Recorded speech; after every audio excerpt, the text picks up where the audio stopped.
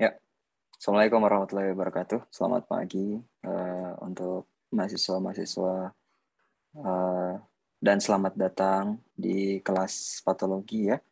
Hari ini kita akan bahas materi tentang gangguan sistem perkemihan ya. Dan ada beberapa sebenarnya yang akan kita bahas untuk gangguan perkemihan ini. Yang pertama tentang urinary tract infection ya. Kemudian ada CKD, chronic kidney disease, lalu ada AKI, acute kidney injury, dan yang terakhir itu PPH, ya, benign prostate hyperplasia. Jadi mungkin karena ini materinya agak banyak ya, jadi saya minta agak fokus ya, karena kita sedikit agak panjang sebenarnya mungkin ya. Meskipun nanti kita tidak sampai ke terapi ya, hanya sampai ke tentang pengetahuan mengenai penyakitnya saja. Tapi nanti kalau misalnya sempat kita akan singgung sedikitnya tentang terapi. Nah, yang pertama harus Anda tahu untuk anatomi sistem perkemihan atau urinari ya. Itu terdiri dari ginjal, kemudian ureter, kandung kemih dan juga uretra. Nah, khusus pada laki-laki itu ada bagian prostat ya. Dan seperti yang Anda ketahui ada bagian sistem perkemihan atas dan juga sistem perkemihan bawah. Pada gambar sendiri Anda bisa lihat untuk yang bagian bawah itu termasuk bagian uretra dan juga kandung kemih, sedangkan bagian atas itu adalah ginjal dan juga ureter itu sendiri. Sedangkan untuk prostat sendiri itu dia termasuk di bagian bawah. Nah, ginjal sendiri merupakan salah satu organ vital yang merupakan bagian dari sistem perkemihan itu sendiri ya. Jadi dia berperan untuk menjaga stabilitas dan fisiologis. Dalam hal ini salah satunya tentu untuk menjaga pengaturan cairan tubuh, kesetimbangan elektrolit, lalu pengeluaran metabolisme ya, hasil-hasil metabolisme yang tidak dibutuhkan oleh tubuh dan ekskresi obat di dalam tubuh salah satunya. Ya, jadi kaitannya dengan farmasis untuk ginjal tentu sangat erat ya, karena ketika ginjal mengalami gangguan atau penurunan fungsi, tentu dosis yang diberikan itu tidak sama dengan orang normal yang punya fungsi ginjal yang normal ya. Jadi tidak sama. Jadi ada penyesuaian dosis. Nah, ada permasalahan lain juga yang biasanya terjadi pada sistem urinary itu seperti kayak infeksi ya, termasuk dalam infeksi saluran kemih, entah itu uretritis, lalu cystitis. Cystitis ini pada wanita ya. Kalau pada pria itu prostatitis. Kemudian ada pyelonephritis. Pyelonephritis ini infeksi yang menuju ke ginjal atau yang ada di ginjal biasanya. Kemudian bakteri-bakteri yang ada beberapa bakteri ya yang biasanya menginfeksi pada saluran perkemihan, khususnya untuk kejadian ISK. Itu salah satunya yang paling sering itu adalah E. coli ya. Selain dari E. coli sebenarnya ada Staphylococcus aureus juga ada, terus Actinobacter juga ada, dan yang paling umum juga itu Serratia ya, infeksi Serratia.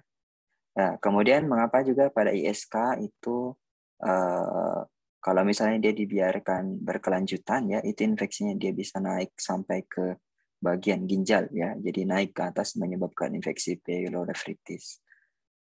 Nah, penyebabnya tadi saya katakan ya, sebagian besar itu disebabkan karena E. coli. Penyebab lainnya itu seperti Staphylococcus, lalu Klebsiella, Proteus, Pseudomonas juga ada ya, lalu ada Enterococcus. Nah, kebanyakan ISK ini biasanya disebabkan oleh satu jenis organisme tunggal ya, satu organisme mikroorganisme yang menyebabkan infeksi ya. Jadi yang dominan ceritanya ya. Dan bahkan juga ada yang sampai menyebabkan komplikasi yang uh, tidak sedikit ya. Artinya tingkat keparahannya sampai kronis ya. Lalu untuk ISK sendiri itu ada yang sifatnya complicated dan uncomplicated. Ya, untuk yang complicated biasanya itu disebabkan oleh beberapa jenis bakteri dan sifatnya itu dari komunitas biasanya ya, infeksi yang berasal dari komunitas. Kalau yang uncomplicated ini biasanya dia sudah menuju ke urosepsis ya.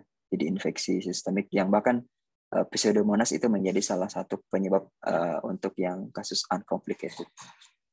Nah, untuk patofisiologinya sendiri ya, dari infeksi biasanya untuk yang ISK itu berasal bisa dari sistem pencernaan atau dalam hal ini itu dari dubur ya, infeksi pada infeksi bakteri penginfeksi yang berasal dari sisa-sisa sistem pencernaan ya itu bisa masuk ke sistem urinari karena kan jarak terutama pada wanita ya jaraknya itu kan pendek ya antara anus dan juga sistem urinari pada wanita itu kan pendek. Makanya itu biasa wanita diminta untuk kalau misalnya mereka buang air itu memang dibersihkan dengan baik ya karena invasi bakterinya itu bisa memang berpindah dari saluran pencernaan ke saluran kemih ya. Nah, ada yang lain juga bisa disebabkan karena infeksi infeksi berulang ya. Jadi kalau untuk ISK untuk infeksi yang berulang itu bisa terjadi. Jadi misalnya dia pernah ISK sebelumnya terus tidak lama nanti dia bisa ISK kembali. Itu ada untuk kasus yang seperti itu. Nah, ada 3 jalur yang bisa dimasuki untuk mikroorganisme atau bakteri ke saluran kemih ya. Yang pertama lewat jalur ascending ya. Ini ada 4 tahapan. Yang pertama melalui kolonisasi di uretra, lalu dia nanti masuk ke bagian buli-buli di saluran kemih, kemudian terjadi multiplikasi di kandung kemih ya. Lalu naik hingga ke ginjal. Ini jalur yang pertama. Kemudian jalur yang kedua itu jalur descending atau hematogen. Biasanya infeksi ini sebenarnya jarang terjadi ya. Infeksi ini bisa bersifat invasif dari bakteri-bakteri tertentu dari jalur sistemik ya. Kemudian ada jalur limfogen atau limfatik. Ini biasanya menghubungkan kandung kemih dengan ginjal. Infeksinya biasanya dari dalam. Contoh seperti kayak adanya pembentukan batu ginjal ya. Kalau misalnya dia terjadi luka di dalam ya, itu bisa membuat infeksi ya yang diakibatkan karena iritatif dari saluran pada ginjal. Nah, kemudian untuk saluran kemih sendiri ya, ini kalau misalnya dia sebenarnya ya sudah ada sistem pertahanan tubuh di dalam sistem perkemihan ya. Jadi istilahnya sudah ada flora normal juga sendiri di dalam situ. Dan salah satunya itu adalah pH urin ya. pH urin itu akan menjaga untuk pertumbuhan bakteri tidak meningkat ya. Jadi pH urin yang stabil sama juga seperti kayak salah satu bentuk mekanisme pertahanan ya supaya tetap menjaga pertumbuhan bakteri di dalam tubuh itu tidak melonjak ya. Kemudian osmolaritasnya, lalu kadar urea juga ya, dan konsentrasi asam organik yang tinggi atau yang tidak stabil pada laki-laki terutama itu akan memicu prostat. Jadi hal-hal yang saya sebutkan itu merupakan faktor-faktor yang bisa menjaga stabilitas pertumbuhan mikroorganisme khususnya di saluran perkemihan. Jadi ketika ada gangguan pada beberapa hal tadi ya bisa jadi nanti akan ada pertumbuhan bakteri yang bahkan mungkin bisa menyebabkan ISK. Nah, ada manifestasi kliniknya ya untuk manifestasi klinik dari urinary tract infection. Yang pertama sebenarnya dari segi gejala ya akan sering terjadi frekuensi buang air kecil untuk kasus ISK. Dan frekuensi buang air kecilnya itu juga tidak disertai dengan volume yang banyak ya. Artinya ya sering buang air kecil tetapi yang volume urin yang keluar itu juga sedikit. Kemudian bahkan mungkin sering buang air kecil di tengah malam. Ya, itu juga biasa terjadi. Atau bahkan mungkin urinnya itu dia bercampur dengan Halo.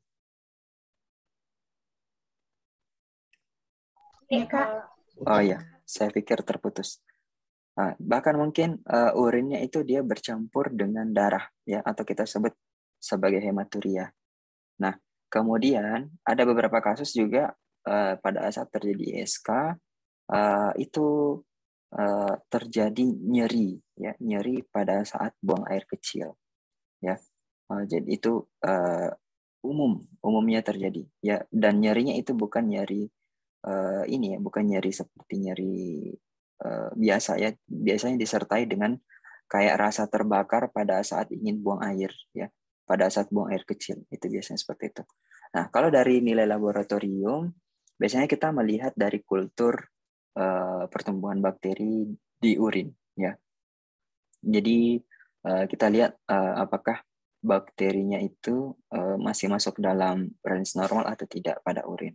Kemudian tentu kita juga lihat dari nilai limfosit ya, leukosit dan penanda sel darah putih ya. Kalau misalnya dia lebih dari 10.000, artinya ada risiko infeksi terutama pada orang atau orang-orang yang punya risiko ISK. Ya, kemudian juga kita lihat ada kadar nitrit atau tidak. Kalau ada kadar nitrit, ya pasti itu ya positif untuk ISK. Nah, selain itu juga tentu ada pembentukan antibodi. Kalau untuk pembentukan antibodi ini biasanya juga masuk dalam pemeriksaan darah ya untuk laboratorium. Apakah ada pembentukan antibodi IgM atau tidak ya. Nah, itu tadi untuk ISK ya. Jadi kalau untuk ISK sebenarnya masih ada ya, seperti kayak kasus pyelonefritis ataupun sistitis yang pada wanita khusus ya. Lalu pada pria itu prostatitis ya. Lalu ISK yang sifatnya complicated dan juga uncomplicated. Dan biasanya terapinya juga itu tidak sama ya. Kalau untuk ya, halo, kenapa? Putus tadi suara Kak. Oh, putus. Sekarang bagaimana? Ya. Bagus nih Kak. Bagus nih Kak. Ya. Jadi yang misalnya contoh pada wanita ya, untuk pada wanita biasanya itu ini untuk yang terbaru ya, yang terbaru yang 2020 itu guideline-nya mengatakan bahwa untuk terapi pada wanita itu kebanyakan di khususnya juga yang uncomplicated, kasus yang uncomplicated ya, itu pemberian fosfomycin. Dan pilihan lain dari selain fosfomycin itu sebenarnya ada golongan cephalosporin ya, cephalosporin yang generasi ketiga ya. Itu bisa menjadi pilihan untuk terapi pada ISK sistitis terutama ya pada wanita. Nah, sedangkan pada pria sendiri itu lebih banyak untuk pemilihan seperti kayak fluoroquinolone ya, fluoroquinolone atau sulfamethoxazole trimethoprim. Nah, itu lebih banyak pemilihannya untuk kasus prostatitis ya kalau pada pria. Nah, sedangkan untuk pyelonefritis sendiri yang sudah menginfeksi sampai ke ginjal itu pilihannya juga salah satunya itu adalah amoxicillin clavulanat dan juga trimethoprim sulfamethoxazole ya.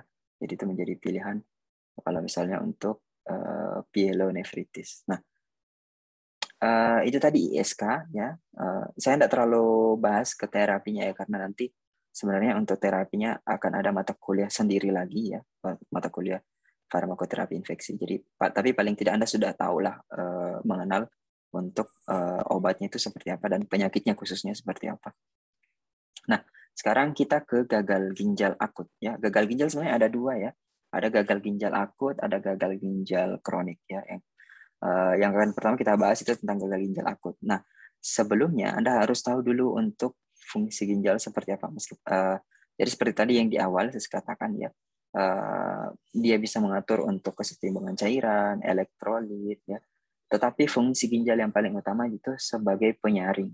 Ya, jadi dia untuk menyaring darah. Makanya orang yang sudah tidak punya fungsi ginjal yang baik ya, dalam hal ini ginjalnya sudah tidak berfungsi sama sekali, dia harus melakukan cuci darah ya, cuci darah. Karena memang fungsi ginjal yang paling paling krusial itu adalah melakukan pembersihan pada darah sebenarnya. Jadi dia menyaring darah.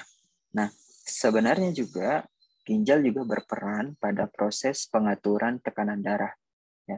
Jadi makanya itu kalau misalnya orang ya yang punya gangguan ginjal itu pasti juga tekanan darahnya tidak akan stabil. Kenapa? Karena memang ginjal berperan untuk proses pengaturan tekanan darah itu sendiri. Jadi kalau misalnya Anda pernah lihat regulasi RAAS ya, renin angiotensin system, itu ginjal berperan di situ dengan sebagai pengatur volume cairan di dalam tubuh ya. Dia juga berperan dalam pelepasan renin ya. Renin itu nanti yang berperan dalam sistem RAS yang nanti ya akan berfungsi untuk menjaga stabilitas dari tekanan darah itu sendiri ya. Nah, selain dari itu juga ya tentu dia akan membuang sisa-sisa metabolisme yang tidak berguna lagi. Nah, ini gambarannya ya kalau untuk ginjal sendiri. Jadi ada beberapa aliran darah ya. Jadi untuk aliran darah yang masuk ke ginjal itu namanya adalah sistem vascular efferent, dan juga aliran darah yang keluar dari ginjal itu namanya afferent ya. Jadi efferent sama afferent memang hampir sama ya ininya. Jadi kalau darah yang baru mau akan dibersihkan itu dia akan lewat efferent, dan kalau misalnya dia sudah dibersihkan atau dia sudah melalui ginjal, artinya dia sudah disaring, itu nanti dia lewatnya di afferent ya. Nah, gagal ginjal akut ya. Yang pertama gagal ginjal akut. Gagal ginjal akut di sini merupakan kondisi di mana ginjal mengalami penurunan fungsi yang ditandai dengan clearance kreatinin dan juga serum kreatinin secara tiba-tiba ya. Jadi ketika terjadi peningkatan serum kreatinin yang langsung melonjak ya, dan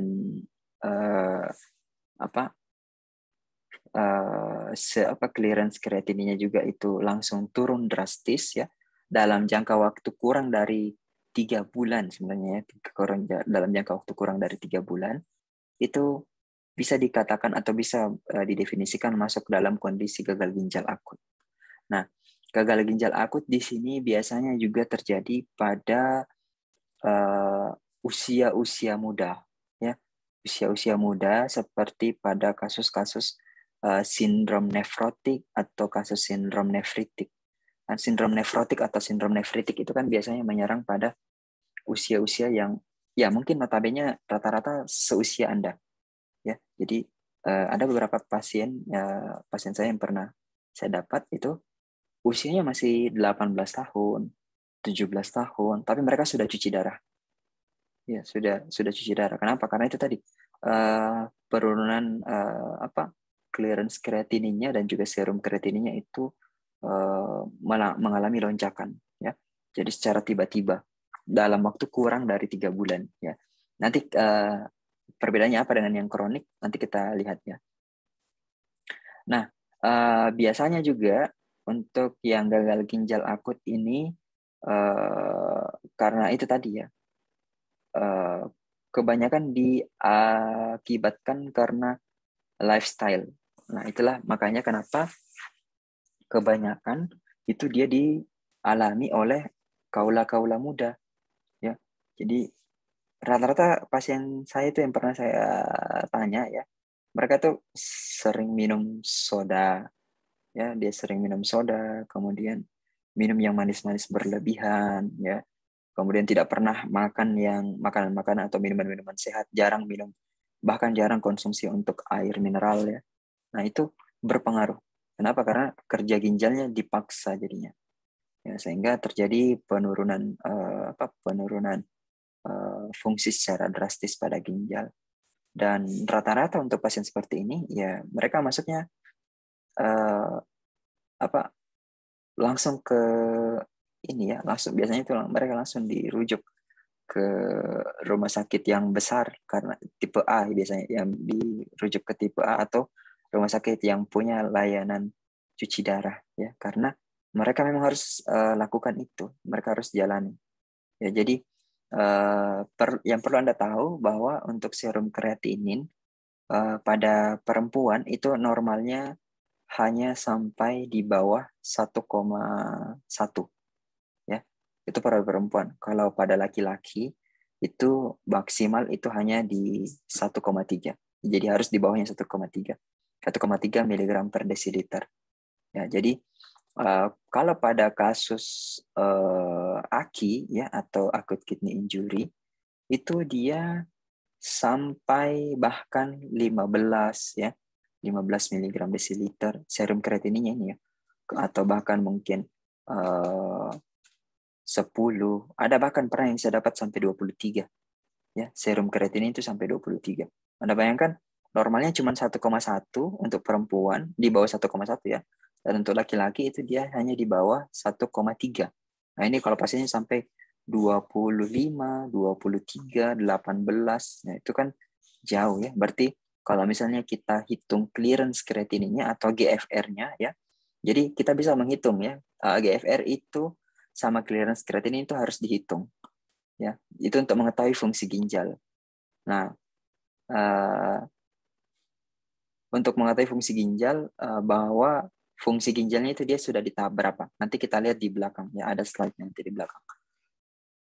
Nah, penyebabnya ya untuk rata-rata ya pada pasien-pasien seperti ini karena ya itu karena kurangnya asupan darah menuju ginjal ya. Entahkah itu mungkin karena hipertensi misalnya, entahkah itu juga mungkin karena adanya sumbatan ya, khususnya di bagian efferent ya, ataukah mungkin bisa karena inflamasi atau senyawa toksin, atau senyawa toksin ini sebenarnya termasuk itu ya, konsumsi makanan yang bersoda kayak tadi yang saya katakan, kemudian obat-obatan ya, sehingga mereka menurunkan suplai darah yang menuju ginjal, sehingga jadi di glomerulus ya bagian ginjal itu ada namanya nefron. Ketika aliran darah itu berkurang ke situ, maka jumlah GFR atau clearance kreatinnya juga itu akan terganggu. Ya, jadi nefronnya tidak bekerja dengan baik, atau bahkan mungkin karena tumor ya, atau ada cancer misalnya. Nah, klasifikasi dari acute kidney injury itu ada 3 tahap ya, atau 3 state ya, ada state 1, state 2 sampai dengan state 3. Dan masing-masing ini juga kita melihat dari nilai serum kreatininnya. Jadi kalau misalnya serum kreatininnya sekitar 1,5 sampai dengan 1,4 kali dari normal ya, atau peningkatannya ya, atau urine outputnya itu dia di bawah 0,5 mili per kilogram per jam ya, itu masuk dalam state 1. Kalau misalnya 2 sampai 2,9 dan itu urine outputnya di bawah 0,5 dalam 12 jam lebih ya, atau artinya lebih dari 12 jam ternyata hanya di bawah 0,5 mili per kilogram, anggaplah misalnya berat badannya itu 70 kg. Jadi kalau misalnya 0,5 berarti urinnya itu cuma 35 mili. Ya, Anda bisa lihat 35 mili bahkan tidak sampai 1 botol. Ya, tidak sampai 1 botol. Nah, itu dalam 12 jam lebih ternyata urinnya hanya segitu. Ya, itu masuk dalam kondisi ini ya, AKI. Nah, kemudian kalau misalnya dia itu meningkat sampai 3 kali lipat ya, kayak tadi misalnya sudah sampai 15 misalnya, atau 10 ya, atau 20 bahkan ya serum kreatininnya, dan dia sudah mengalami anuria ya, itu berarti dia sudah di state 3. Nah, ini kalau misalnya dia sudah di state 3, itu biasanya nilai GFR-nya itu sudah di bawah 30 malah. Ya, nilai glomerular filtration rate-nya atau nilai serum nilai clearance kreatininnya itu dia sudah di bawah 30, atau dia sudah masuk dalam state 5. Ya, nanti kita lihat yang untuk CKD ya. Dia sudah masuk di situ. Jadi dia sudah masuk end state ceritanya. Jadi dia harus cuci darah. Nah, itu makanya pada kasus-kasus AKI biasanya ya,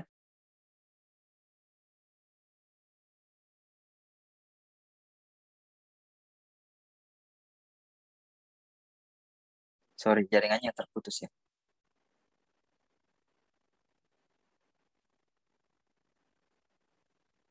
Halo, sudah kedengaran belum?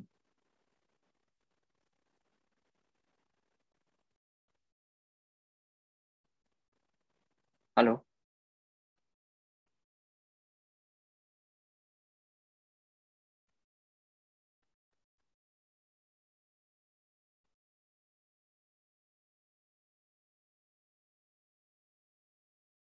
suara saya kedengaran tidak ya? Kedengaran, Pak. Oh Baru ya, kedengaran, Pak. yang tadi tak kedengaran? Kedengaran jika, tapi pas Oh. akhir-akhir sempat Kak putus-putus langsung terkeluar. Oh oke. Kalau ini sudah sampai sini ya? Yang tadi ini kedengaran ya? Iya, Pak, kedengaran. Iya Kak. Oh ya, oke. Nah, jadi untuk AKI itu dia ada 3 state ya, state 1, 2, dan 3. Dan rata-rata memang kalau pasien AKI itu biasanya dia langsung di state 3 biasa. Rata-rata itu seperti itu. Karena serum kreatinnya itu pasti sudah kayak 10, 15, bahkan sampai 20 lebih. Itu sudah cuci darah mereka. Langsung cuci darah. Otomatis. Nah, apakah AKI ini kalau misalnya sembuh atau misalnya diobati, dia bisa normal lagi atau malah berkembang atau bisa tetap seperti itu? Tergantung. Ya tergantung dari kondisi pasiennya kalau untuk AKI. Tapi kebanyakan biasanya mereka kalau sudah sampai di state ini ya, itu sudah malah jadi kronis ya. Jadi sudah GFR-nya itu sudah masuk di end state ya, end state renal disease ya. Jadi sudah susah untuk balik lagi normal. Berbeda dengan hepar ya. Kalau hepar itu ada infeksi misalnya atau ada perlemakan atau ada mungkin yang sudah bikin resume. Ya. Oh iya. Iya. Iya. Ya, Bu. Ya, siap. Makasih, Bu. Nah, jadi berbeda dengan hepar ya. Kalau misalnya hepar ada infeksi atau ada perlemakan hati ya, yang mungkin yang sudah buat tugas kemarin yang saya suruh ya, itu bisa recurrent kalau untuk sel hepar. Tapi kalau ginjal itu susah. Nah makanya itu ada yang dikatakan donor ginjal. Jadi kalau misalnya ginjalnya rusak ya, jalan satu-satunya kalau misalnya mau normal kembali ya harus diganti sama yang baru.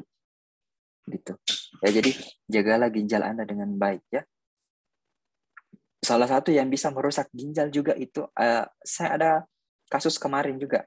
Itu dia karena sering minum atau konsumsi makanan-makanan yang bertujuan menurunkan berat badan.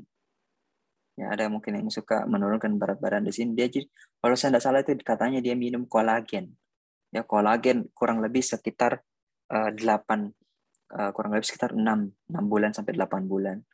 Ya, dia minum itu untuk menurunkan, terus ternyata tidak lama dia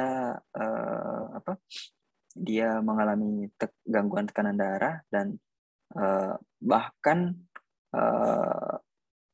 mengalami gangguan ginjal malah. Tapi dia karena orangnya ini masih muda ya. Kalau saya tidak salah masih seusia kalian kalau nggak salah. Itu jadi dia sempat hamil dan mengalami preeklamsi terus keguguran. Ya, karena itu tadi pas dilihat ternyata ada gangguan ginjal, terus dia preeklamsi, gangguan tekanan darah dan sebagainya berpengaruh sama janinnya. Ya, setelah dicari informasinya ternyata dia memang sering untuk konsumsi obat-obatan. Jadi dia itu minum obat-obatannya gitu loh. Kalau misalnya Anda pernah di pasar-pasar kan ada tuh yang biasa teriak-teriak ya obat ini. Pernah dengar kan yang di pasar itu? Nah, dia katanya sering konsumsi itu. Itu kan kita nggak tahu obatnya obat apa ya. Terus selain itu juga dia konsumsi kolagen yang tadi katanya menurunkan katanya untuk menurunkan tekanan lagi berat badannya ya. Dan ternyata itu belum berpengaruh ya. Jadi sebenarnya Anda harus hati-hati ya untuk mengkonsumsi beberapa produk. Kenapa? Karena dampaknya ke ginjal ya. Anda tidak tahu itu dampaknya ke ginjal seperti apa. Mungkin kalau Anda konsumsi 1 kali 2 kali Anda tidak tahu, atau bahkan nanti kalau dia berkelanjutan ya, Anda tidak tahu bagaimana hasilnya ya. Nah, sekarang kita masuk ke gagal ginjal kronis ya. Nah, gagal ginjal kronis sebenarnya kalau yang tadi AKI itu adalah penurunan fungsi ginjal yang ditandai dengan peningkatan serum kreatinin dan juga penurunan clearance kreatinin dalam kurun waktu kurang dari 3 bulan. Nah, kalau CKD atau gagal ginjal kronik itu dia terjadi penurunan secara persisten selama kurang lebih 3 bulan. Jadi serum kreatininnya dan clearance kreatinin itu terjadi penurunan dan serum kreatinin itu meningkat, tetapi tidak langsung melonjak kayak kasus acute kidney injury. Kalau tadi kan acute kidney injury kan itu dia bisa sampai 10, 15, bahkan sampai 20 ya. Tapi kalau CKD itu dia bisa naiknya itu bertahap ya. Jadi misalnya jadi 0,1, 0,7, terus naik jadi 0,9, terus tidak lama naik jadi 1,1, terus tidak lama naik jadi 1,4 begitu. Jadi dia naiknya itu bertahap secara kurang lebih selama 3 bulan ya. Jadi selama 3 bulan ditandai dengan peningkatan serum kreatinin yang di atas normal tadi ya. Jadi selama 3 bulan kalau misalnya serum kreatininnya itu dia di atas 1,3 laki-laki dan di atas 1,1 kalau perempuan selama 3 bulan, maka itu bisa dikategorikan dalam CKD. Ya. Jadi itu perbedaannya antara CKD sama acute kidney injury. Nah, kalau acute kidney injury tadi secara tiba-tiba ya tidak sampai 3 bulan langsung naik, melonjak bahkan sampai berkali-kali lipat. Tapi kalau CKD itu dia naiknya bertahap. Ya, terus nanti itu tahapannya bertahan selama 3 bulan. Jadi misalnya bulan pertama, kedua diperiksa, bulan ketiga diperiksa, sama terus serum kreatininnya segitu, di atas normal terus. Nah, berarti itu masuk dalam kasus CKD. Nah, tetapi ini Anda tahu bukan untuk mendiagnosis ya, sekali lagi bukan untuk mendiagnosa. Jadi Anda tahunya itu untuk supaya nanti bisa menilai untuk obatnya itu bagusnya yang seperti apa kalau kondisinya seperti ini ya. Nah, kemudian biasanya juga ditandai dengan abnormalitas dari elektrolit kalau CKD. Jadi elektrolit yang termasuk di situ adalah natrium, kalium, klorida itu semuanya tidak normal ya. Kemudian ada juga pasiennya yang mengalami albuminuria ya. Jadi terdapat protein atau albumin di urinnya ya. Nah, GFR-nya kalau misalnya tadi AKI itu GFR-nya dia di bawah 30 ya, di bawah 30 rata-rata kalau dia sudah step 3. Kalau CKD ketika GFR-nya itu dia sudah di bawah 60 ya. 60 mg per 60 mili per menit. Ya, itu sudah masuk dalam kasus CKD. Jadi kalau dia masih GFR-nya itu masih di atas 60 itu masih normal. Nah, seperti apa epidemiologinya untuk gangguan ginjal sendiri sebenarnya rata-rata itu disebabkan 2 penyakit yang paling besar ya. Yang pertama itu hipertensi dan juga diabetes. Ya, kalau misalnya diabetes itu dia masuk dalam kategori nefropati. Ya. Kalau hipertensi ya pasti pasti berperan ke ginjal. Nah, rata-rata pasien yang hipertensi yang tidak terkontrol ya, diabetes yang tidak terkontrol itu bisa berisiko ke ginjal. Nah, makanya biasanya itu pasien hipertensi dan pasien diabetes itu diminta untuk selalu minum obat ya, karena memang obatnya itu harus mengontrol itu tekanan darah dan juga kadar gula darahnya, karena jangan sampai nanti malah berkembang ya, prognosisnya malah berkembang menyebabkan beberapa penyakit yang lain. Salah satunya ya gangguan ginjal. Nah, ada faktor risikonya yang pertama kayak tadi ya, diabetes, hipertensi, kemudian merokok juga itu termasuk, obesitas ya. Lalu ada riwayat keluarga ya, itu punya bisa, lalu bayi lahir berat badan rendah ya, itu juga termasuk. Ya bahkan kalau saya dislipidemia atau gangguan lipid dalam darah ataupun ada inflamasi pada ginjal, ya seperti kayak kasus-kasus batu ginjal itu juga bisa berpengaruh dan itu bisa menyebabkan CKD. Nah ini secara ini ya, ini patofisiologinya. Saya jelaskan secara eksplisit saja ya. Jadi kalau misalnya kayak hipertensi itu biasanya menyebabkan gangguan suplai darah ke ginjal. Itu juga akan mempengaruhi nefron. Kemudian diabetes juga itu bisa karena aliran darah yang menuju ke ginjal itu juga terhambat. Ya, kenapa? Karena ya bisa saja juga mungkin ada sumbatan ya, bisa jadi terjadi sumbatan. Lalu pada kasus hiperlipidemia itu bisa dikarenakan arteriosklerosis ya. Jadi terjadi penumpukan plak pada dinding vaskular ya, sehingga aliran darah menuju ginjal juga itu berpengaruh ya, berkurang. Kalau kita tarik ya semuanya, kalau kita tarik hubungannya antara semua penyakit yang tadi saya sebutkan, itu rata-rata memang dikarenakan gangguan dari suplai darah atau gangguan dari aliran darah menuju ginjal. Ya, jadi aliran darah atau suplai darahnya itu terhambat yang menuju ke ginjal, sehingga itu akan mempengaruhi nefron. Dan kalau misalnya mempengaruhi nefron, artinya nanti GFR-nya atau clearance creatinine juga itu akan terganggu. Kan GFR itu kan satuan mili per menit untuk pengukuran suplai darah yang masuk ke ginjal ya. Jadi itu pengaruhnya di situ. Nah, untuk klasifikasinya, kalau tadi AKI itu kan ada 3 ya. Kalau tadi kan AKI itu ada 3 stage. Nah, kalau CKD itu ada 5. Ya, jadi stage 1, 2, 3 dan 4 dan 5. Nah, kapan dia dikatakan CKD itu kalau misalnya dia sudah masuk di stage 3. Ya, kalau misalnya dia nilai GFR-nya atau clearance creatinine itu sudah di bawah 60. Ya, jadi kalau penurunan GFR-nya itu dia sudah di bawah 60, itu sudah masuk CKD. Kalau stage 2 dan stage 1 itu masih normal. Ya, kalau Anda yang usia Anda harusnya masih di stage 1 ya. Kok bisa ada stage 2, Kak? Ya, namanya kan ada penurunan fungsi fisiologis ya yang terjadi pada usia-usia lansia. Yang fungsi organ tubuh itu pasti menurun. Nah, jadi paling menurunnya mereka itu sampai di stage 2 sini. Ya. Nah, jadi kalau Anda itu biasa harusnya kalau Anda dia masih di stage 1 kalau untuk Anda ya. Nah, kalau saya untuk orang yang mengalami CKD lain ya ini dia sudah sampai di stage 3, 4. Nah, kapan dia dialisis atau cuci darah? Yaitu kalau dia sudah sampai di stage 5. Nah, ini sama stage 5 ini setara dengan yang tadi ya. Kalau di AKI itu dia di stage 3. Sudah naik GFR-nya itu sudah di bawah 15 malah, sudah di bawah. Rata-rata kalau AKI stage 3 atau CKD stage 5 itu GFR-nya sudah di bawah 15. Makanya mereka sudah cuci darah. Nah, ini pembagian yang lainnya tapi sama. Kalau untuk yang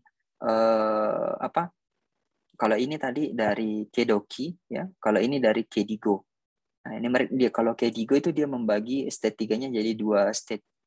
Ya, jadi ada stage 3A sama stage 3B. Tapi sama, nilai GFR-nya semuanya sama. Ya, cuman di sini saja yang dia bagi antara 45 sampai 60 sama 30 sampai 45. Kalau untuk yang 3A sama 3B. Nah, untuk apa Anda tahu ini untuk yang AKI-nya ya? Ini untuk yang AKI yang di atas ini. Nah, dari mana Anda tahu ini untuk albumin, nilai albuminnya. Nah, untuk apa Anda tahu untuk apa Anda tahu ini? Kenapa Anda harus tahu berapa tingkatan albuminnya, kemudian berapa tingkatan GFR-nya? Itu untuk supaya Anda bisa menilai bahwa pasien ini, kalau misalnya dia mengalami gangguan ginjal di tahap ini, itu penyesuaian dosisnya nanti dia seperti apa. Nah, untuk penyesuaian dosis sendiri, ya kita harus menghitung nilai GFR. Ya, kita harus menghitung nilai GFR atau clearance creatinine. Nah, jadi kalau Anda dengar clearance creatinine ataupun nilai GFR itu sama. Ya, itu sama saja. Cuman penulisannya kalau GFR itu biasanya dipakai untuk beberapa istilah buku-buku yang dari luar. Kalau yang dari dalam atau dari dalam negeri itu biasanya tulisnya clearance creatinine. Tapi sama, maksudnya itu sama untuk keduanya. Nah, untuk menghitung nilai GFR, itu yang pertama Anda harus tahu nilai serum kreatininnya berapa. Ya, nilai serum kreatinnya berapa. Nah, untuk menghitung GFR itu sendiri, ya, ada 3 rumus yang biasanya dipakai. Ya, yang pertama itu MDRD, ya. Kemudian yang kedua itu ada Cockcroft and Gold. Yang ketiga itu ada rumus Schwartz. Nah, penggunaannya itu 3-3 berbeda, ya. Kalau misalnya Anda mau menghitung atau Anda mau mengetahui tingkatan gangguan ginjalnya, ya, tingkatan gangguan ginjalnya itu dia ada di state berapa, itu Anda pakai rumus yang ini, MDRD. Nah, makanya ini biasa klinisi atau dokter ya itu pakainya yang ini, ya, MDRD ini. Nah, ini biasanya kalau Anda tidak mau pusing itu ada kalkulatornya. Ada kalkulator online-nya. Jadi coba Anda search sekarang di HP-nya, ya. Coba Anda search di HP-nya situ. Terus ketik MDRD kalkulator, ya. Nah, itu ada di situ. Jadi nanti tinggal dimasukkan berapa nilai serum kreatininya pasiennya berapa, usianya dia berapa, terus dia termasuk pasien laki-laki atau perempuan, terus dia pasien yang dari ras Afrika atau bukan, ya. Kalau kita yang di Asia tentu bukan, ya. Jadi nanti Anda tinggal pilih-pilih saja di situ. Kalau untuk yang MDR di kalkulator, yang penting tahu ini serum kreatininya sama usianya berapa. Kalau MDR di kalkulator. Nah, ini tadi sekali lagi fungsinya adalah untuk mengetahui dia ada di state berapa. Jadi cuma untuk tahu dia ada di state berapa, entah itu di state 1, state 2, state 3 dan seterusnya, ya. Nah, ada rumus yang lain, itu adalah Cockcroft and Gold. Nah, inilah yang dipakai sama farmasis. Ya, ini yang dipakai sama farmasis. Kalau yang tadi yang dipakai sama klinisi, Anda juga boleh pakai ini kalau misalnya mau tahu dia ada di state berapa. Tapi ingat, bukan untuk mendiagnosis, ya. Tidak hanya untuk tahu dia ada di state berapa. Nah, kalau misalnya Anda mau melakukan perhitungan dosis atau menyesuaikan dosisnya berapa, itu Anda hitung harus pakai ini, Cockcroft and Gold, ya. Jadi, nah di sini Anda harus tahu usianya pasiennya berapa, berat badannya dia berapa, serum kreatininya berapa. Jadi harus tahu berat badannya berapa. Jadi cara menghitungnya 140 dikurang usia dikali berat badannya berapa dibagi serum kreatininnya berapa. Ya, tadi misalnya serum kreatininnya 0,9 atau 0,8 atau berapa, ya, dikali dengan 72. Nah, kalau dia laki-laki, sudah sampai situ. Ya. Tapi kalau dia perempuan, ya, itu dikali 0,85. Jadi tergantung pasiennya. Nah, kalau pasiennya laki-laki, sudah stop, tidak ada sambungannya. Tapi kalau misalnya dia perempuan, Anda tambahkan lagi kali 0,85 atau kali 8%. 85%.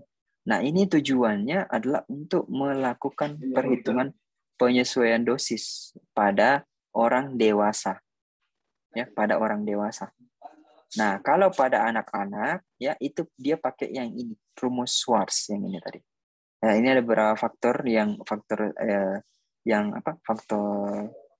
sudah ditentukan nilainya. Kalau dia anak-anak usia 1 sampai 13 tahun berapa?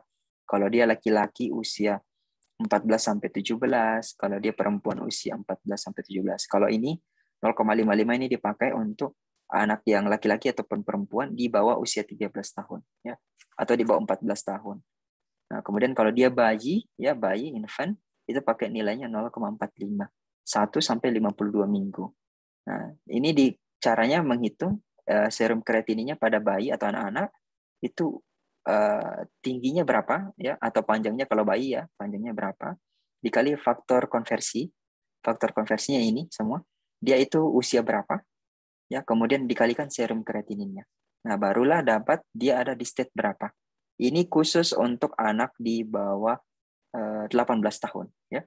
Jadi kalau ada di sini yang di bawah masih 18 tahun enggak? Ada di sini? Enggak ada, ya, berarti Anda tidak pakai ini, ya. Anda pakai yang ini. Kalau misalnya mau hitung fungsi ginjalnya. Ya, tapi itu ingat harus tahu berapa nilai serum kreatininnya, ya. Tahu berapa nilai serum kreatininnya. Usianya juga berapa dan berat badannya berapa. Tapi kalau anak-anak itu tingginya, ya, tingginya yang ditahu, atau bayi itu panjangnya, dia berapa sentimeter panjangnya. Kok bisa Kak ada anak-anak yang seperti ada beberapa anak itu yang kasusnya lahir langsung dengan fungsi ginjal atau serebrokeratinin yang tinggi. Itu dihitung. Biasanya itu pada anak-anak yang prematur atau bahkan mungkin anak-anak yang lahir itu dengan berat badan yang rendah. Ya. Nah, inilah fungsinya kita menghitung GFR. Jadi GFR itu atau clearance creatinine itu tidak diperiksa di lab. Ya. Anda menghitung. Dan ini Anda akan pakai terus ya sampai apoteker, sampai selesai bahkan ya nanti setelah menjadi apoteker pun Anda masih pakai pasti. Ya. Karena dipakainya untuk melakukan penyesuaian dosis. Ya, jadi Anda tahu untuk menghitung state-nya berapa dan juga tahu untuk menghitung GFR-nya berapa. Dia ada di state berapa penyakitnya, itu untuk melakukan penyesuaian dosis ya. Jadi sekali lagi bukan untuk mendiagnosis ya, tapi untuk melakukan penyesuaian dosis. Oke? Nah, sampai sini ada pertanyaan dulu belum untuk AKI dan juga CKD atau mungkin ISK?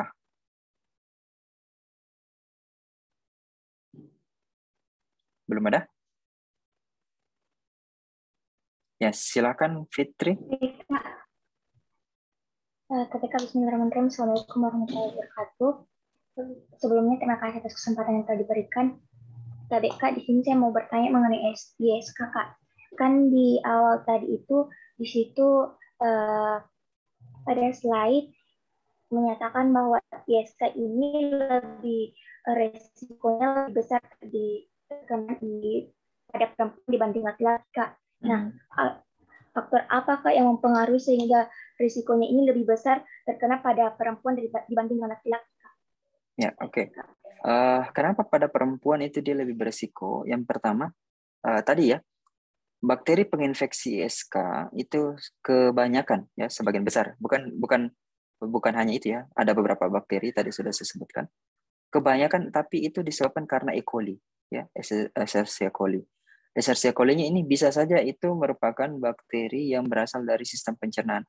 Salah satu penyebabnya itu ISK biasanya diare. Ya, salah satu penyebab itu diare. Nah, lubang anus dan juga lubang kemih pada wanita itu kan berdekatan, tidak terlalu jauh jaraknya. Ya, dan kemudian saluran dari uretra perempuan itu dia lebih pendek dibandingkan dengan laki-laki. Nah, sehingga ketika si bakterinya itu pindah, mungkin pada saat membersihkan orang diare, mungkin dia membersihkan kurang bersih dan dia juga kemana-mana membersihkannya. Artinya biasanya itu kalau perempuan dianjurkan itu membersihkannya dengan satu arah, jangan depan belakang begitu maksudnya. Nah, supaya itu bakterinya dari belakang tidak maju ke depan. Nah, itu salah satu penyebabnya biasa. Nah, itu karena dia salurannya itu pendek ya pada perempuan, itu bakterinya akan sangat mudah masuk ke saluran kemih. Ya. Jadi berbeda sama laki-laki. Kalau laki-laki itu saluran uretranya itu panjang. Jadi bakteri tidak sampai menginvasi masuk ke dalam. Nah, tetapi itu tadi kalau pada laki-laki ada tetap risiko untuk prostatitis ya. Nah, seperti itu. Nah, makanya itu perempuan lebih berisiko untuk ISK dibandingkan dengan laki-laki. Itu alasannya karena tadi selain dari salurannya itu pendek, terus mungkin faktor kebersihan juga dan juga lubang antara saluran sistem pencernaan dengan lubang perkemihan pada wanita itu dia berdekatan. Ya, jadi itu yang menjadi risiko besarnya. Kenapa wanita itu lebih berisiko. Oke, ada lagi mungkin? Silakan. Siapa yang mau duluan? Silakan. Tapi Pak, Ya. atas kesempatannya Pak. Tapi Pak dalam perhitungan MDRD Pak, kan di situ ada perhitungannya yang dimasukkan itu ras hitam. Kan tujuannya MDRD itu untuk mengetahui berada di stage berapa itu GFR-nya Kak. Apakah itu ras hitamnya bisa mempengaruhi atau tidak? Oke. Yang pertama bukan GFR-nya di state berapa ya, tetapi kerusakan ginjalnya ada di state mana berdasarkan nilai GFR ya. Nah, kemudian apakah memang ini berpengaruh? Iya, berpengaruh untuk yang ras Afrika sama non Afrika. Kalau misalnya Anda mengacu pada GNC, mungkin Anda pernah dengar GNC. GNC untuk hipertensi, ya. Itu memang mereka memperhitungkan antara ras yang kulit hitam sama yang bukan maksudnya rasis ya, tetapi memang untuk tingkat ketahanan pada yang ras kulit hitam itu berbeda sama yang ras kulit putih. Ya, jadi mereka mungkin kalau yang ras kulit putih lebih rendah ketahanan serum kreatininya atau ginjalnya, tetapi yang kulit hitam itu dia lebih bagus ya. Mungkin karena faktor genetik mungkin ya. Saya sendiri belum pernah menemukan paper tentang ras kulit hitam itu seperti apa genetiknya dibandingkan dengan ras kulit putih. Ya. Tapi memang kalau di GNC mereka membedakan antara ya ras kulit hitam sama yang ras kulit putih. Dan itu memang dibedakan untuk ininya, untuk penghitungan MDR-nya. Oke, mungkin satu lagi, silakan. Terima kasih, Pak. Ya, sama-sama. Siapa lagi satu? Terima kasih, Kak. Kak, kan tadi dikatakan kalau tadi ada kasus yang ibu hamil terus konsumsi kolagen, Kak. Terus kan dia mengalami keguguran, Kak. Terus kalau misalkan itu dia tidak mengalami keguguran, Kak, terus anaknya lahir, apakah anaknya beresiko untuk kena juga itu gagal ginjal, Kak? Bagaimana ya, saya tidak bisa menjawab kalau kayak begitu, karena kita tidak tahu ya. Tapi kalau misalnya untuk beberapa kasus ya, kalau untuk kalau yang ditanyakan itu pas kasus preeklamsinya, dari segi kasus preeklamsinya, itu rata-rata biasanya berat badan bayinya yang berpengaruh. Nah, tapi kalau untuk masalah gangguan ginjal, bisa iya, bisa tidak, tergantung dari kondisinya. Kita tidak bisa prediksikan, tetapi resikonya ada atau tidak? Iya ada, resikonya tetap ada, berpengaruh pada si bayi. Ya, tapi kita tidak bisa menentukan, oh berarti kalau misalnya ini tidak seperti ini, berarti kalau dia begini nanti dia tetap lahir, apakah nanti dia langsung terjadi penyakit ini? Kita tidak tahu. Nanti kita bisa tahunya kalau misalnya sudah dilihat atau sudah kejadian seperti itu. Ya, kalau seperti itu, kalau ditanya resikonya ada atau tidak, ya ada, resikonya ada. Seperti itu ya. Ya, terima kasih, Kak. Mungkin kita lanjut dulu ya. Yang satu pertanyaan disimpan dulu ya. Kita lanjut dulu karena waktunya juga terbatas. Masih ada satu lagi, yaitu tentang BPH, benign prostate hyperplasia. Ya, ini biasanya kalau yang tadi ya, yang saya jelaskan kayak cystitis ya, atau mungkin ISK mungkin lebih rentan pada wanita ya, meskipun juga laki-laki mengalami ISK ya. Tapi ada satu lagi yang khusus pada laki-laki ya, yaitu benign prostate hyperplasia. Nah, ini adalah pembengkakan pada atau inflamasi yang biasanya terjadi pada prostat, dan prostat tentu hanya dimiliki oleh laki-laki ya. Tidak ada sama perempuan prostat. Nah, makanya itu dia khususnya pada laki-laki. Nah, untuk prostat sendiri ini biasanya terjadi pembekakan atau pembesaran. Dikatakan itu benign prostate hyperplasia ya, karena memang terjadi pembesaran pada kelenjar prostat itu sendiri. Nah, untuk prostat sendiri ini diakibatkan karena faktor resiko usia biasanya ya. Jadi seiring bertambahnya usia, biasanya juga perbesaran prostat juga itu terjadi.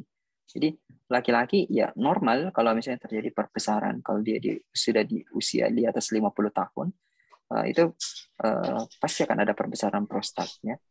Nah, apalagi kalau misalnya yang jadi masalah, apakah itu nanti menjadi pengganggu atau tidak. Nah, bisa juga disebabkan karena tumor ya. Kemudian atau mungkin punya riwayat penyakit seperti itu, atau bahkan gangguan sindrom metabolik. Gangguan sindrom metabolik di sini yang berpengaruh itu adalah salah satunya diabetes, salah duanya itu adalah diabetes dan juga hipertensi. Ya, hipertensi sih paling umum biasanya. Nah, jadi kalau itu berpengaruh, tingkat atau perbesaran prostatnya juga itu akan semakin tinggi ya. Nah, itu biasanya pada laki-laki, sehingga nanti bisa malah menyebabkan seperti kayak sulit buang air kecil ya, bahkan sampai tidak bisa menahan tidak bisa menahan buang air kecilnya. Jadi kalau misalnya dia mau buang air kecil, langsung buang air kecil. Kalau kita kan mau menahan, misalnya Anda di lantai 5 ya, mau turun ke toilet di lantai 1, itu kan masih bisa tahan ya, sampai di tangga masih bisa lari. Nah, kalau orang dengan gangguan prostat ini sudah tidak bisa. Dia sudah tidak bisa itu, tidak bisa menahan ya. Nah, bahkan mungkin dia perlu dia perlu susah payah bahkan ya. Perlu susah payah. Ada juga yang susah payah untuk menunggu sampai buang air kecilnya keluar. Dia kayak seperti buang airnya kayak sedikit-sedikit ya. Ada yang seperti itu. Nah, bahkan juga mungkin di malam hari frekuensinya jadi lebih sering bangun karena gangguan prostat tadi. Ya, jadi kayak rasa ingin buang air kecil lebih sering pada malam hari, tetapi yang keluar ternyata sedikit. Nah, seperti itu. Nah, ini diakibatkan karena pembengkakan pada gangguan prostat. Pada gambar sebelah kiri itu yang normal, ya, ukuran prostat yang normal. Jadi kandung kemih, saluran uretra itu di bawahnya itu ya, di bawahnya kandung kemih itu ada prostat. Nah, itu dia membesar kalau pada kasus BPH. Ya, prostatnya memang membesar seperti itu. Itu awalnya normalnya kecil ya. Nah, jadi gejalanya seperti kayak nyeri pada saat buang air kecil, kemudian bahkan terdapat urin darah pada urin ya, atau hematuria, atau bahkan urinnya itu tidak keluar sama sekali. Itu bisa terjadi. Ya. Nah, kalau misalnya sudah seperti ini, sebaiknya itu dibawa ke rumah sakit segera ya. Apalagi kalau sudah terjadi hematuria.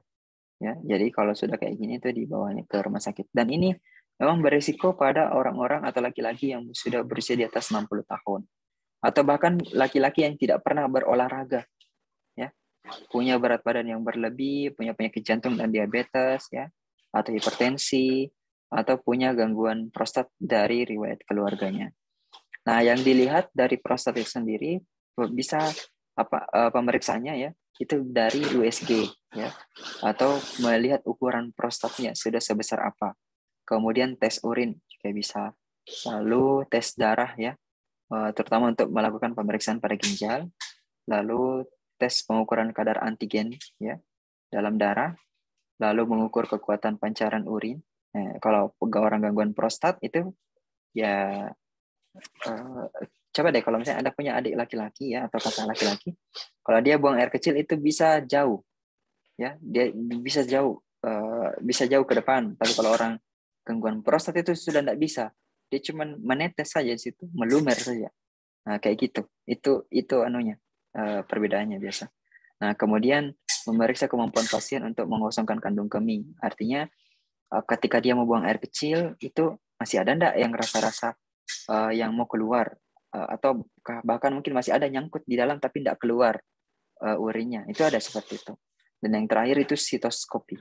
Ya, ini dia nanti dilihat di saluran uretranya. Jadi dimasukkan ke saluran uretra. Nah, gangguan metabolik yang terjadi itu ada beberapa, misalnya seperti kayak insulin ya pada kasus diabetes, kemudian gangguan hormon ya, kemudian aterosklerosis bisa jadi untuk kasus hiperlipidemia, atau bahkan inflamasi yang bahkan menyebabkan sitokin, pelepasan sitokin.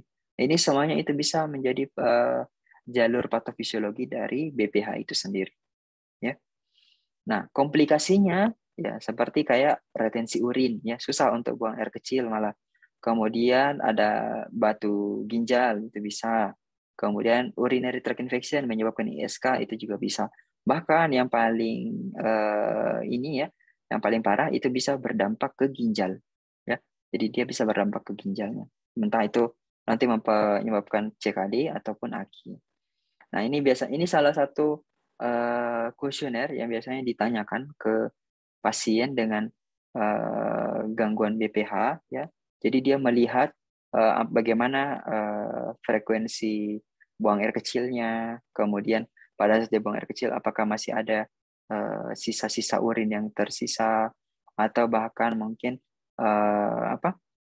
rasa nyeri pada saat dia mendorong ya, atau bahkan mungkin dia sampai bangun tengah malam, ya sampai berapa kali dia bangun tengah malam untuk buang air kecil, ya ada seperti itu. Ini untuk menilai tingkat keparahan dari benign prostate hyperplasia-nya. Nah, mungkin saya singgung sedikit ya karena BPH ini kayaknya nanti Anda tidak ketemu di mata kuliah selanjutnya.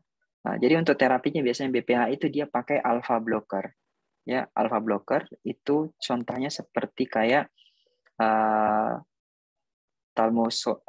tamsulosin itu bisa, atau bahkan mungkin seperti vasodilator seperti hidralazin dan minoxidil itu juga bisa, atau bahkan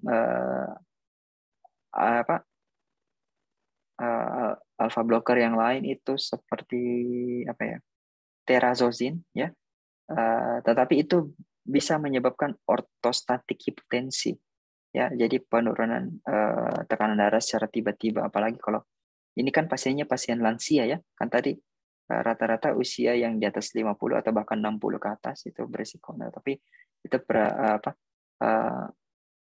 bisa untuk lebih memudahkan ya bisa pakai tamsulosin. Tapi yang lainnya juga itu harus hati-hati untuk penggunaan alpha blockernya ya, karena selain tamsulosin ya, karena itu nanti dia berisiko untuk menyebabkan hipotensi ortostatik. Ya, mungkin itu aja untuk terapi. Untuk pengenalan penyakit pada gangguan kemih, ya. Dan mulai dari tadi ISK, kemudian acute kidney injury, lalu chronic kidney disease, dan yang terakhir pada pria khususnya ya, itu adalah benign prostate hyperplasia ya. Jadi ya agak banyak memang yang dipelajari, tetapi selanjutnya mungkin nanti kita bisa buka sesi tanya jawab ya untuk mata kuliah atau untuk materi tentang gangguan sistem perkemihan ya.